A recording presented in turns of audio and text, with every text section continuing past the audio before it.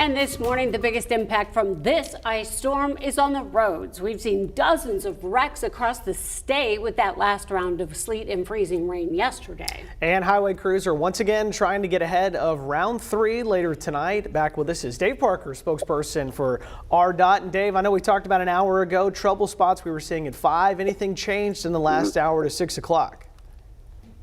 No, I mean, we're relatively accident-free statewide. I checked Interstate 40, certainly a main focus here at 4:30, 6:30 here in Little Rock. But so far, thankfully, we're accident-free.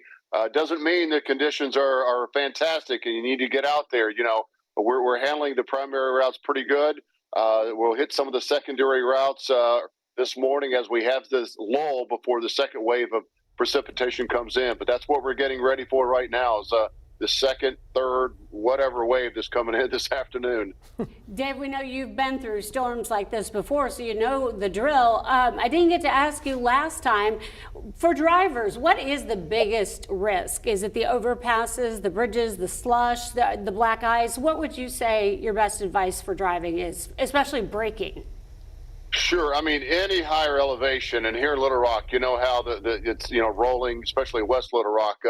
Anything higher elevation is going to be frozen. Nothing is going to melt until Thursday afternoon. So, yeah, you approach the bridge overpass, the exit, the on-ramps, really slow it down, allow for even double, triple your braking distance. Be extremely conservative on that, But, again, we're just trying to get ahead of it, and we know we're going to get more of it this afternoon through Thursday morning. So, stay home today if you can. We got one more day of this, we hope, and we'll be okay.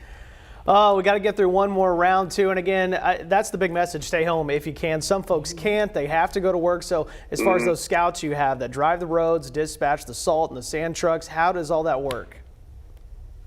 Our guys are pretty trained in this. It's just give us more braking distance if you have to be out there. But really, we've got a lot of eyes on the road for us. State police help us out a lot. Highway police, emergency responders. We get all sorts of folks to letting us know where those trouble spots are. We got 330 cameras, iDrive, that we check things out. So we have a pretty good idea of what's going on, and getting down the equipment today, getting down the supplies, rock salt, calcium chloride, which is a very aggressive material on some of the really, really icy spots. That works quickly. We'll get that down today to kind of free things up. It allows us to plow, but then it's going to refreeze. So it's just 1, 2, 1, 2, 1, 2, rinse and repeat.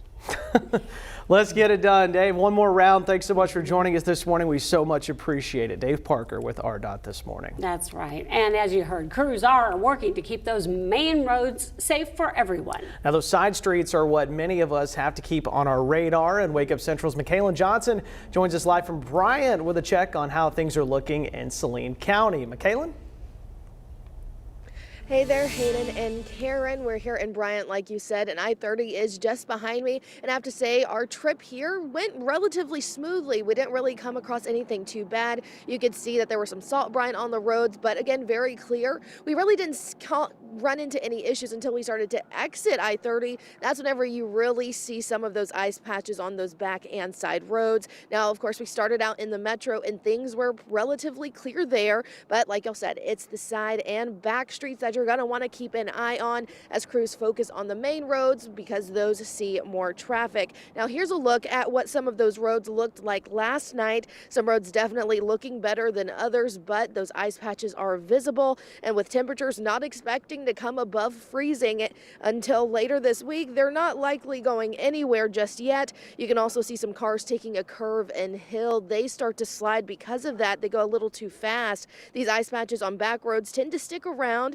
because crews are out on highways and such, but also more trees and homes and buildings block sunlight and warmth to get to them. Now, if you are driving along any major roadways, we want you to be safe, but you always make sure that you see those road crews, that salt brine. You'll see that out everywhere. So coming up at 5:30, I'm going to be talking about the question that most of us have. Well, how does it work? I'll have that for you coming up at 6:30. For now, live in Bryant, Michaela Johnson for Wake Up Central. All right, Michaela, thanks so much. Stay safe out there as you travel the roads this morning.